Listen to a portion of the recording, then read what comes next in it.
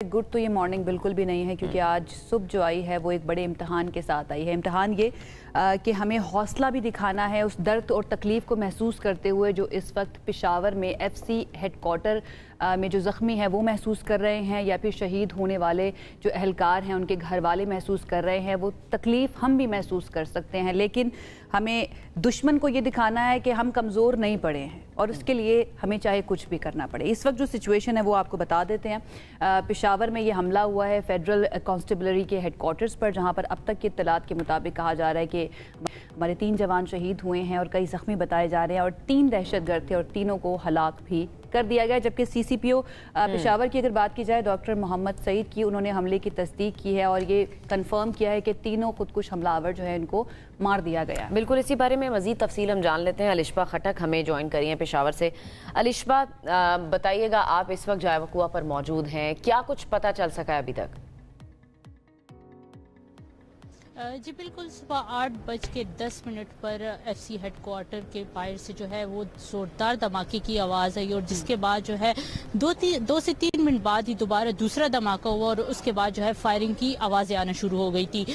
चूँकि धमाका काफ़ी ज़ोरदार था तो काफ़ी आसपास के मराकज़ जो है उनको भी नुकसान पहुँचा। आप मेरे अकब में भी दे सकते हैं, इस वक्त जो है ये गेट है जिस पर धमाके किए गए थे। काफ़ी सिक्योरिटी होती है एफसी हेडक्वार्टर के बाहर, चूँकि तिजारती मरकज़ में ये बिल्डिंग वाक़या है और हमेशा इसको थ्रेट रहता है। तो बताया जा रहा है पुलिस की जानिब से कि 3 दहशतगर्द आए और उन्होंने एफसी हेडक्वार्टर के अंदर जाने की कोशिश की, जबकि जो बाहर एफसी एहलकार थे उन्होंने मुज़ाहमत की और ऊपर जो है वो भी मोर्चे बने हुए, तो उसमें एफसी एहलकार जो है वो बवा वक्त मौजूद रहते हैं और उस वक्त भी वो एफसी एहलकार मौजूद थे। और जैसे ही उन्होंने मुज़ाहमत की और फायरिंग शुरू हुई और जो दहशतगर्द है उनको ये फील हुआ कि वो अंदर नहीं जा सकते, तो उन्होंने खुद कर उड़ा दिया। ये वो जगह है, आपको पीछे नज़र आ रहा होगा, जहाँ पर धमाका हुआ और आसपास की जो जगह है वो भी ख़राब हुई। एक गाड़ी भी खड़ी है जो कि उस वाक़े के टाइम ये गाड़ी इधर से गुजर रही थी और उसको भी नुकसान पहुँचा है। इस वक्त जो है वो क्लियरेंस हो चुकी है। बड़ी तादाद में रेस्क्यू के अहलकार भी यहाँ पे मौजूद है, पुलिस के अहलकार भी यहाँ पे मौजूद है। बताया जा रहा है कि एक दहशतगर्द जो है वो धमाके के बाद भी मजीद भी ज़ख्मी इस बिल्डिंग के अंदर मौजूद हैं, मजीद लोग भी मौजूद हैं, ये बिल्डिंग को क्लियर कर लिया गया? थोड़ी सी अस्पतालों की सिचुएशन भी बता दें। अच्छा, मैं आपको आगाह कर देती हूँ कि इब्तिदाई तौर पे बताया जा रहा था कि वो 5 एहलकार जो बाहर थे तो खुदकश धमाके से वही 2 शहीद जबकि 3 ज़ख्मी हुए थे, लेकिन क्लियरेंस के बाद जब दहशतगर्द को हलाक कर दिया गया तो उसके बाद एम्बुलेंसेस जारी है और 9 ज़ख्मी अभी तक बताए जा रहे हैं कि उनको अस्पताल मुंतकिल कर दिया गया और उनको इब्तिदाई तिब्बी इमदाद जो है वो दी जा रही है, जिसमें चंद एफसी एहलकार जो है उनकी हालत भी तफ्तीशनाक बताई जा रही है।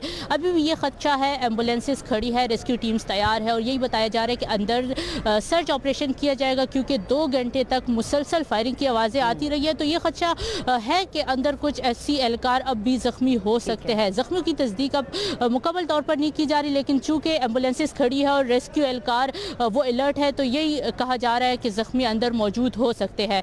लेकिन जो ज़ख्मी थे उनको तो अस्पताल मुंतकिल कर दिया गया। अभी जो है BD स्पॉट्स आई है। बिल्कुल ठीक है अलिशबा, आप अपना भी ख्याल रखिए और अल्लाह करे तमाम लोग अमान में रहें। बहुत शुक्रिया फ़िलहाल हमें ज्वाइन करने के लिए। अभी हम ज़रा चलते हैं, हम हमारे साथ मौजूद हैं हारिस नवाज साहब, ब्रिगेड हैं और दिफाई तज्ज़ियाकार भी हैं।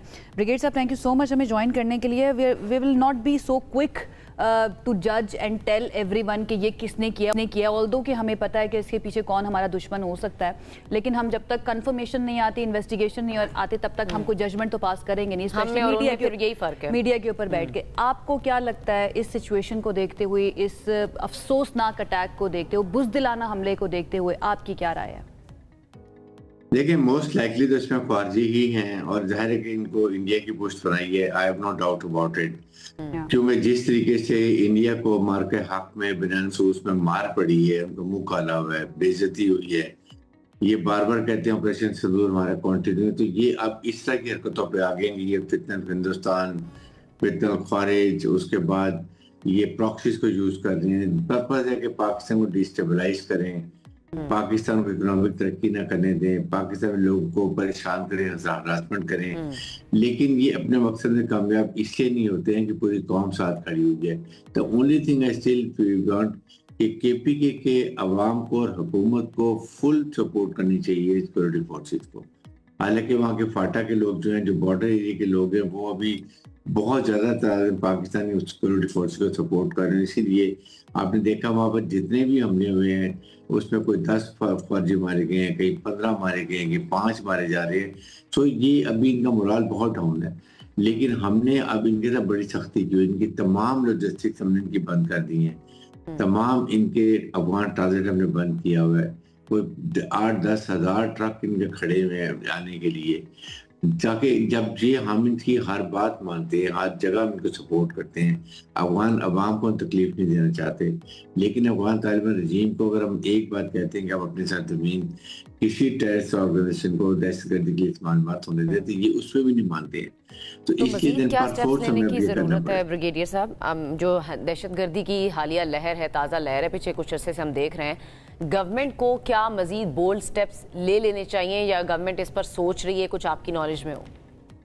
देखिए, गवर्नमेंट के स्टेप सब इम्पोर्टेंट है। जो इलीगल स्पेक्ट्रम है जिसमें हुंडी का पैसा, स्मगलिंग का पैसा, नारकोटिक्स का पैसा, ये स्मगल गाड़ियां बिकती हैं उनका पैसा, सिगरेट्स आते हैं वहां से, टायर्स आते हैं, ये जो पैसा होता है ये फनल होता है टुवर्ड टेररिज्म, फाइनेंशियल टेररिज्म की तरफ। एक तो ये हुकूमत खास तौर पे गवर्नमेंट जो है, they have to cooperate, they because इनके अंदर कुछ लोग पॉलिटिशियन और ट्रेडर्स हैं जो ये कारोबार कर रहे हैं उनके साथ, और जिसकी वजह से ये पैसा अल्टीमेटली टेररिस्ट को जाता है।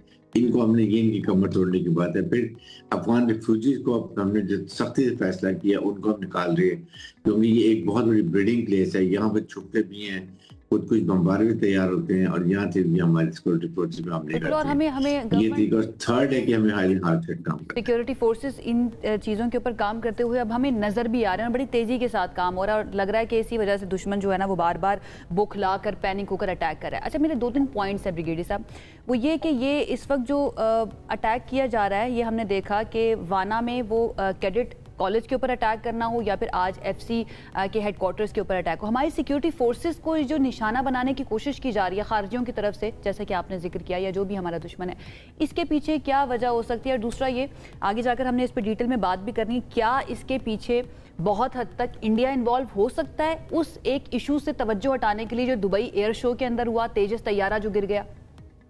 देखें, इंडिया तो 100% है, मैं बोल्डली और ओपनली कह रहा हूँ।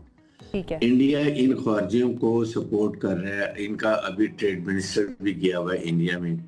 जब हमने इनके यहाँ पर ब्लॉकेट किया ये ट्रांजिट को और इसके बाद ये लॉजिस्टिक्स को, तो ये भी उनसे कारोबार करने, ये रियलाइज नहीं कर रहे हैं कि इनको 100% ज्यादा खर्च आएगा जब ये ईरान के थ्रू लेके जाएंगे या ये बाय एयर लेके जाएंगे, सेंट्रल एशिया के थ्रू लेके जाएंगे।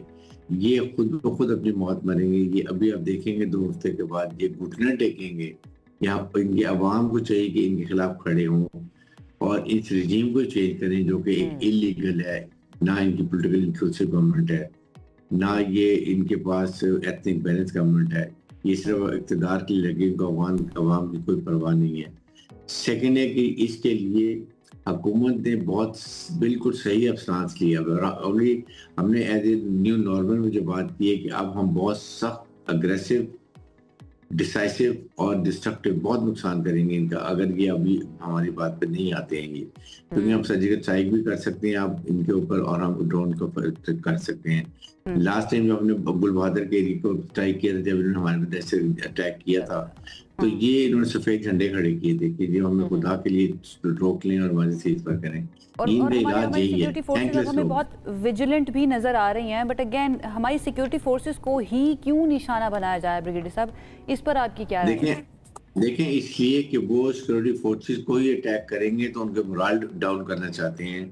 ये चाहते हैं कि फिर अगर सिक्योरिटी फोर्सेस का मोरल डाउन हो जाएगा तो फिर ये अपने मकसद में कामयाब हो जाएंगे। बट दे डोंट रियलाइज कि security forces field marshal Yasir Munir ने इस वक्त पूरा तहैया किया हुआ कि हमने मुल्क में दहशतगर्दी खत्म करनी है, और जो भी हमें इसके लिए कुर्बानी देनी पड़ेगी, शहादत देनी पड़ेगी, हम वो भी उसके लिए तैयार है। उसमें भी हम कोई कमी नहीं छोड़ेंगे। लेकिन पूरी कौम को खड़ा होना है। केपी के गवर्नमेंट खास तौर पे जहां पर 75% की दहशतगर्दी कार्रवाई हो रही है, they have to support wholeheartedly और ये केपी गवर्नमेंट जो कहती है हमें फौज की जरूरत नहीं है, हम खुद हैंडल कर लेंगे, how can they handle? It needs a security forces, जो कि अगर हम नहीं छोड़ देंगे ये और ज्यादा बढ़ जाएंगे।